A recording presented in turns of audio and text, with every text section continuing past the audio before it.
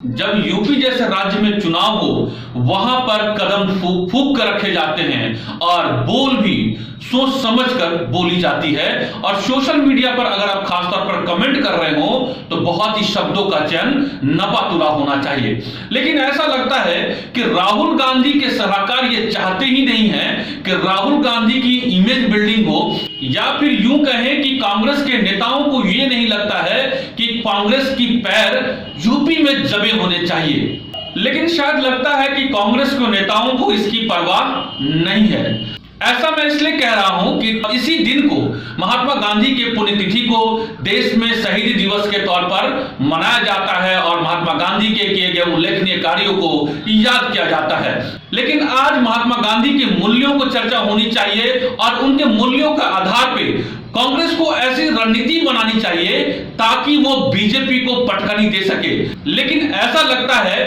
कि राहुल गांधी के सलाहकार राहुल गांधी की इमेज बनाने की बजाय कांग्रेस को जिताने के बजाय उसकी मिट्टी पलीद करना चाहते हैं। ऐसा मैं इसलिए कह रहा हूं क्योंकि उन्होंने ट्विटर पे, सोशल मीडिया पे जो बात उन्होंने कही है वो एक तरीके से आग की तरह जो है फैल गई है और पूरा उसका असर यूपी पे चुनाव पर साफ साफ होता हुआ दिख रहा है। राहुल गांधी ने सोशल मीडिया पे अपने ट्विटर हैंडल पे क्या बयान दिया है ये आप देख सकते हैं। ट्विटर पे राहुल गांधी ने लिखा है, एक हिंदूवादी ने गांधी जी को गोली मारी थी, सब हिंदूवादियों को लगता है कि गांधी जी नहीं रहे, जहां सत्य है आज भी बापू जिंदा है, आज गांधी जी की पुण्यतिथि है। और उन्होंने ये ट्वीट किया है। राहुल गांधी के इस ट्वीट का यूपी के चुनाव पर कितना नकारात्मक असर पड़ रहा है और कैसे एक तरीके से बीजेपी के लिए उन्होंने मैदान खुला छोड़ दिया है, या फिर यूं कहें कि राहुल गांधी की टीम ने बीजेपी को जिताने के लिए और योगी को मुख्यमंत्री बनाने के लिए उन्होंने ठान रखी है। तभी तो राहुल गांधी के सलाहकार या फिर उनको सोशल मीडिया हैंडल करने वाली टीम इस तरह की बचकानी ट्वीट करते हैं। जिस राज्य में राम रक्षा और राष्ट्रवाद हावी हो, ऐसे समय में ये बयान बीजेपी के लिए सीधा सीधा जीत के लिए आह्वान करने वाली, ऐसे में ये बयान कांग्रेस के लिए सेल्फ गोल है और मोदी के लिए, योगी के लिए जो है एक बेहतर माहौल बनाना है। क्योंकि मोदी योगी ये चाहते ही हैं कि कांग्रेस, समाजवादी पार्टी, बसपा उनके पीठ पर आके खेले। क्योंकि राम रक्षा राष्ट्रवाद ये वो तीन शब्द हैं जिस पर बीजेपी के लिए राजनीति करना बहुत ही आसान हो जाता है। इसके अलावा आज क्या हुआ, आज का दिन बीजेपी के लिए और भी अच्छा साबित हुआ क्योंकि जिस तौकीर रजा ने कांग्रेस का दामन थापा, जिस तौकीर रजा ने समाजवादी पार्टी को बीजेपी से भी खतरनाक बताया, जिस तौकीर रजा के विवादास्पद बयान की वजह से यूपी में ध्रुवीकरण तेज हो गया है, उस तौकीर रजा की बहू निदा खान ने बीजेपी की सदस्यता ज्वाइन कर ली है। और सदस्यता ज्वाइन करते ही निदा खान ने क्या बोला है ये मैं आपको बताता हूं। कांग्रेस को समर्थन देने वाले तौकीर रजा ने जिस कांग्रेस पार्टी को समर्थन दिया और मुसलमानों से यह अपील की सभी मुसलमान अखिलेश की बजाय कांग्रेस को वोट दें, तौकीर रजा ने यह बयान दिया था कि बीजेपी से ज्यादा खतरनाक अखिलेश यादव है, इसलिए मुसलमानों को कांग्रेस का साथ देना चाहिए। लेकिन उसी तौकीर रजा की बहू निदा खान ने बीजेपी का दामन थाम लिया है और बीजेपी का दामन थामते ही निदा खान ने जो आरोप तौकीर रजा पर लगाए हैं, निदा खान ने जो आरोप कांग्रेस पार्टी पर और प्रियंका गांधी पर लगाए हैं, ये वो आरोप हैं जो लगातार बीजेपी कहती आ रही है। जिस मुद्दों को लेकर के कांग्रेस और समाजवादी पार्टी लगातार मुसलमानों को इस बात को समझाने की कोशिश कर रहे हैं कि वो मुसलमानों के सबसे बड़े हितैषी हैं और इतना ही नहीं, बीजेपी के राज में मुसलमान सुरक्षित नहीं है, अल्पसंख्यक सुरक्षित नहीं है और महिलाएं सुरक्षित नहीं है। वही निदा खान ने आकर के ये बात स्पष्ट कर दिया कि योगी मोदी के राज में वहां प्रशासन का राज है। निदा खान के बयान ने यह साबित कर दिया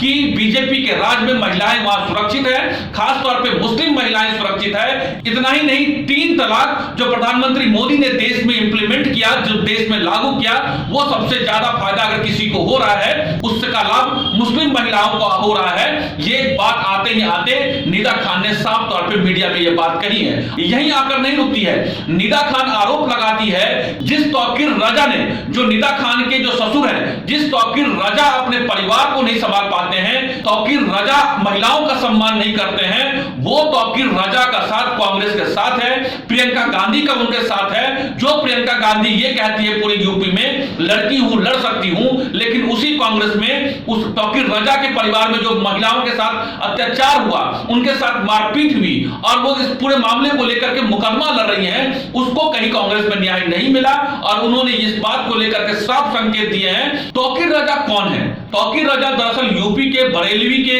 मौलाना हैं और उनके दिया गया जो विवादास्पद बयान है उसको लेकर के यूपी में जबरदस्त जो है ध्रुवीकरण हुई थी। तौकीर रजा के दिए गए बयान को बीजेपी ने लपका और जमकर उस पूरे बयान को उन्होंने प्रचारित करना शुरू किया कि किस तरीके से उस तौकीर रजा का हाथ कांग्रेस के साथ है, जिसके बयान लगातार हिंदू और हिंदुत्व को लेकर के क्या सोच है, आपको लगातार बीजेपी ने पूरे प्रदेश में उसको जम करके उस पूरे वीडियो का वायरल किया, उस पूरे वीडियो को उसको लेकर के बाकायदा प्रेस कॉन्फ्रेंस की, ताकि जो बीजेपी का जो अपना कोर बैंक है, जो लगातार उसको लेकर के कैंपेन करती रही है बीजेपी, लगातार उस मुद्दे को लेकर के वो और जो है आक्रामक होती चली जा रही है। और यही वजह है कि पश्चिमी यूपी में जो लगातार बीजेपी ये चाहती थी, जिसमें तौकीर रजा के बयान, तौकीर रजा की बहू निदा खान का बीजेपी में शामिल होना, ये साफ संकेत देता है कि एक तरीके से मैसेज देता है पूरे पश्चिमी यूपी में, खासतौर पे पश्चिमी यूपी के मुसलमानों को, और ये बात महिलाओं को एक संदेश देने के लिए बीजेपी के लिए काफी है कि जो बीजेपी कह रही है वो बात न सिर्फ हिंदू महिलाएं की बात है, बल्कि इस बात को जो अल्पसंख्यक महिलाओं की सुरक्षा का जो सवाल है वो भी इस बात को खुलकर कह रही है। और यही बात बीजेपी अपने मुंह के अलावा बाकी उन लोगों से वो स्टेटमेंट दिलवा रही है जो उनके लिए मुफीद साबित हो सकता है। इसका क्या असर होगा? राहुल गांधी ने जो स्टेटमेंट दिया कि हिंदूवादी ने गांधी को मारा, दरअसल इस हिंदूवादी शब्द से वो नाथूराम गोडसे को जोड़ना चाहते हैं और उनका सीधा सीधा हमला जो है आरएसएस और बीजेपी की विचारधारा को लेकर के है। लेकिन राहुल गांधी को यह समझना पड़ेगा कि जिस यूपी में चुनाव ये हो रहा है, जहां पर वो महात्मा गांधी की शहीदी दिवस, महात्मा गांधी की पुण्यतिथि पर जब ये बात कह रहे हैं, ये बात वहां के वोटरों को कितनी समझ में आएगी, जहां राम और रक्षा वहां पर इस तरीके से हावी है, जहां पर हिंदू और हिंदूवादी शब्द का इस्तेमाल करना कितने आम लोगों को कनेक्ट कर पाएगा, ये समझने वाली बात है। और ये जितने भी रणनीतिकार है राहुल गांधी के, उनको इस बात को समझना पड़ेगा कि जिस प्रदेश में राम हावी हो, जहां पर राम मंदिर हावी हो और जहां पर बीजेपी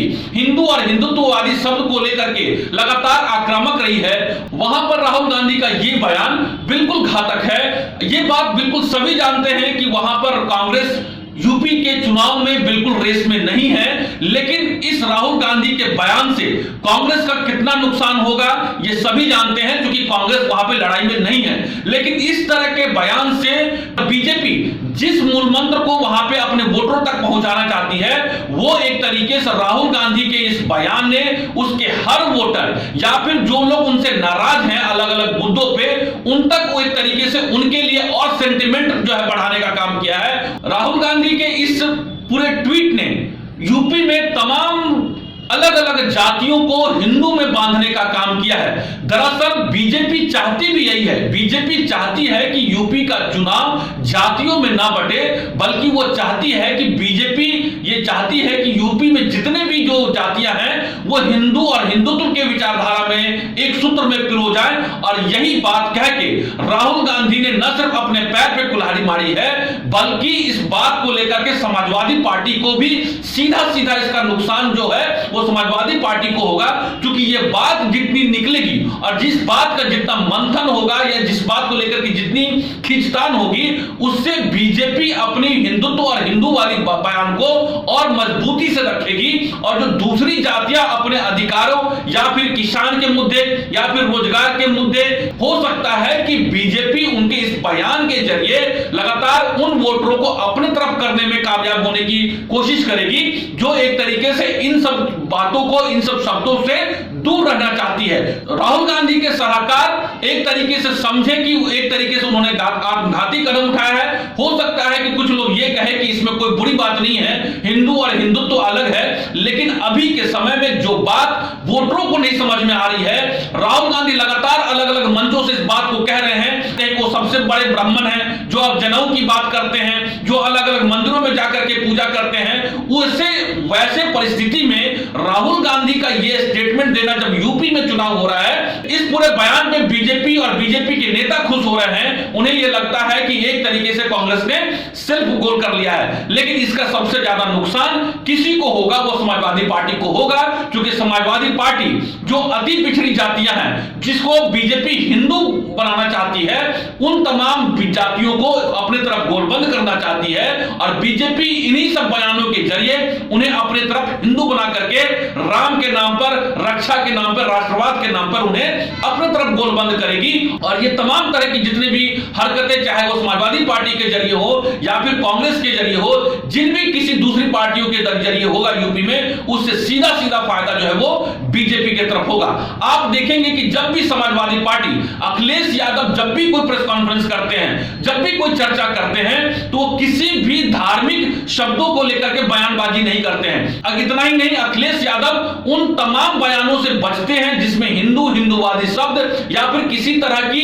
कोई भी ऐसी धार्मिक शब्द या फिर ऐसी बातों को से बचने की कोशिश करते हैं अखिलेश यादव, जिससे बीजेपी के लिए कोई और बीजेपी उन शब्दों को लपक कर या उन शब्दों को तोड़ मरोड़ करके यूपी के चुनाव में अपनी लीड लेने की कोशिश करे। यही बात आप देखेंगे कि अखिलेश यादव लगातार यूपी में वो विकास की बात करते हैं, अपने काम की बात करते हैं, लेकिन ऐसा नहीं है कि वो सिर्फ जो है वो जातियों की बात नहीं करते होंगे, लेकिन जब वो ऑन ग्राउंड जब उतरते हैं, उनके कार्यकर्ता उतरते हैं, तो वहां पर लगातार अखिलेश यादव अपनी जातियों की बात करते होंगे, वहां पर अल्पसंख्यक बिरादरी में अल्पसंख्यक बिरादरी के हिसाब से बात करते होंगे, लेकिन मीडिया के सामने या पब्लिक में इस तरह का किसी भी बयान देने से बचते रहे हैं। इससे पहले उन्होंने एक बयान दिया था जिसमें जिन्ना की बात निकल के आई थी, और बीजेपी ने उस मुद्दे को राष्ट्रवाद से जोड़ करके वहां पर अखिलेश यादव को घेरने की कोशिश की थी। यही वजह है कि अखिलेश यादव धीरे धीरे इस बात को समझने लगे हैं, और जैसे जैसे चुनाव नजदीक आ रहा है, अखिलेश यादव सिर्फ और सिर्फ